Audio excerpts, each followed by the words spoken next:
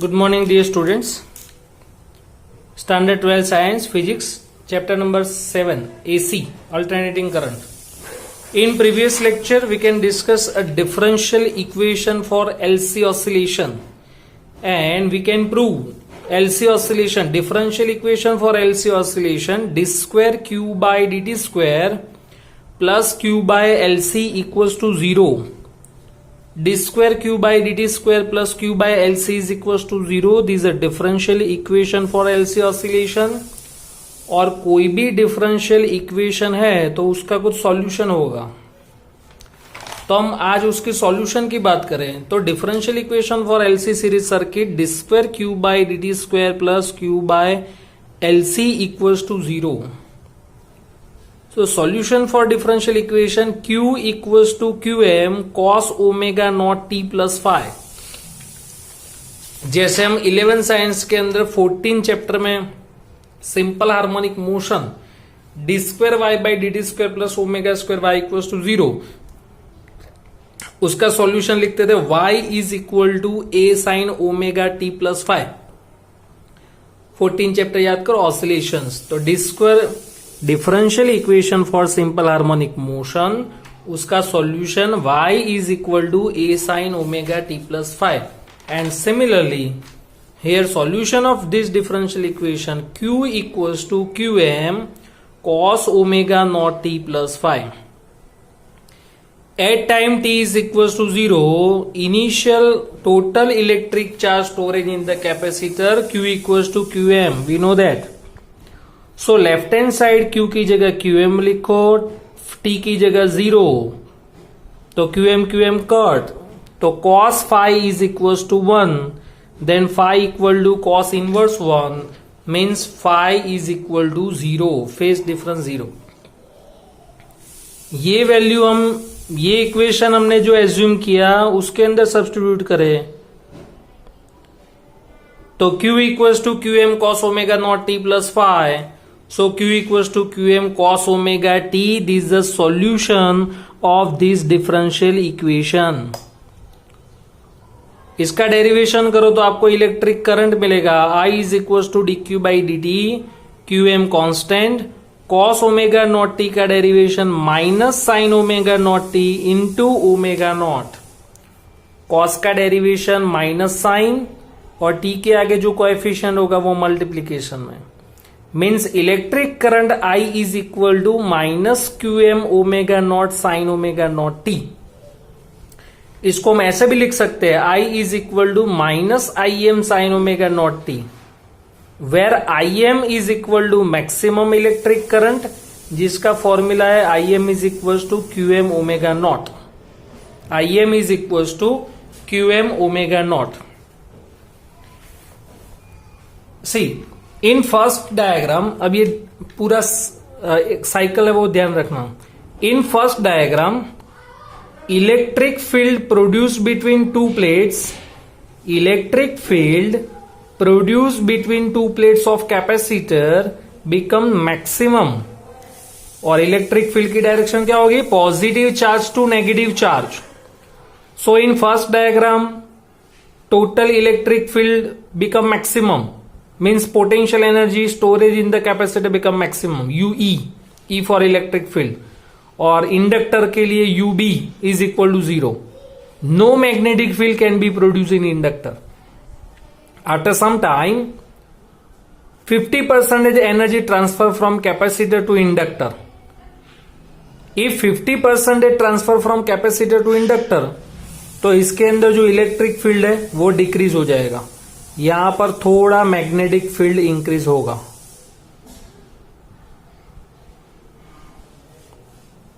तो यहां पे जैसे 4 लाइन्स हमने ड्रॉ की, यहां पे 2 लाइन्स, मीन्स इलेक्ट्रिक फील्ड 50% हो गया, energy 50%.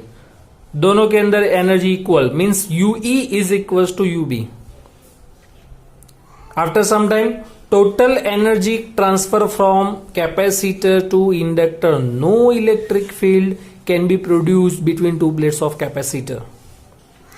And in this inductor magnetic field become maximum. इसमें हमने 2 लाइन बताई, यहां पे 3-4 लाइन दिखानी है. इसका मतलब है magnetic field energy maximum in inductor, और इसके अंदर 0, इससे उल्टा हो गया। अब इंडक्टर कैपेसिटर को एनर्जी देगा तो इसके अंदर थोड़ी एनर्जी डिक्रीज होगी, इसमें थोड़ी एनर्जी इंक्रीज होगी, बट पोलैरिटी बिकम्स चेंज।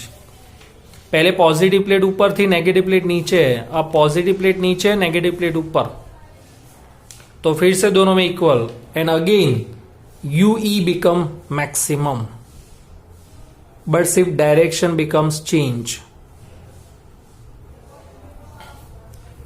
तो ऐसे ये हाफ साइकिल कंप्लीट हुई, मीन्स यहां तक टाइम कितना आएगा T/2, और यहां तक टाइम आएगा T/4, यहां पे टाइम आएगा T/8, टाइम T = 0, T/8 आपको प्लस करना है, T for time period, T/8 में T/8 प्लस करो तो T/8 plus T/8 means T/4, T/4 के अंदर T/8 प्लस करो तो ये डायग्राम आएगा 3T/8 के लिए, 3T/8, और यहां पे 4T/8 मीन्स T/2। ये हाफ साइकिल कंप्लीट हुई, फिर दूसरे हाफ साइकिल के अंदर ये कंडीशन फिर से आ जाएगी, टाइम T = 0 वाली। Next example 7.11, show that in the free oscillations of the LC circuit, ये most important example, show that in the free oscillations of LC circuit the summation of energy storage in the capacitor and inductor is constant in time. For LC oscillation ये solution आपको याद रखना है, Q = QM cos omega t, Q = QM cos omega t का derivation करो तो आपको current मिलेगा -QM ω0 sin ω0 t। Energy storage in the capacitor U = ½ CV², chapter number 2, या फिर Q²/2C, but Q = QM cos ω t, इसका स्क्वायर करके यहां पे सब्स्टिट्यूट करो तो QM² cos² ω0 t/2C, तो UE = QM² cos² ω0 t/2C, equation number 1। This is energy storage in the capacitor. अब हम इंडक्टर की बात करें तो according to 6th chapter electromagnetic induction, energy storage in the capacitor UL = ½ Li², या UB, B for magnetic field, UB, तो ½ Li², I की जगह ये इक्वेशन अप्लाई करो, QM ω0 sin ω0 t², but we know that resonance angular frequency ω0 = 1/√LC, तो इसमें से L को सब्जेक्ट बनाओ तो L = 1/ω02C, तो L की जगह आपको क्या लिखना है 1/ω02C, ω02 कट, तो UL = या UB = QM² sin² ω0 t/2C। Now total energy means UB plus UE, magnetic field energy plus electric field energy, तो दोनों इक्वेशन के अंदर QM²/2C QM²/2C common, QM²/2C common, तो ब्रैकेट में आएगा cos² θ प्लस sin² θ = 1, तो potential energy = QM²/2C and constant. Once again ये solution है LC ऑसिलेशन के डिफरेंशियल इक्वेशन का, Q = QM cos ω t, इसका डेरिवेशन किया, cos का डेरिवेशन माइनस साइन, t के आगे का जो कोएफिशिएंट है वो मल्टीप्लीकेशन में, तो -QM ω0 sin ω0 t।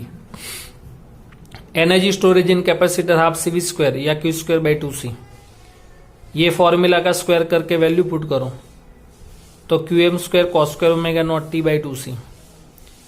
अब energy storage in inductor ½ Li², I की जगह ये स्क्वायर करके वैल्यू सब्स्टिट्यूट करो, एंड एंगुलर फ्रीक्वेंसी 1/√LC, दोनों साइड स्क्वायर करो, L को सब्जेक्ट बनाओ 1/ω02C, ω02 कट, यानी Q square sine square omega naught T by 2c।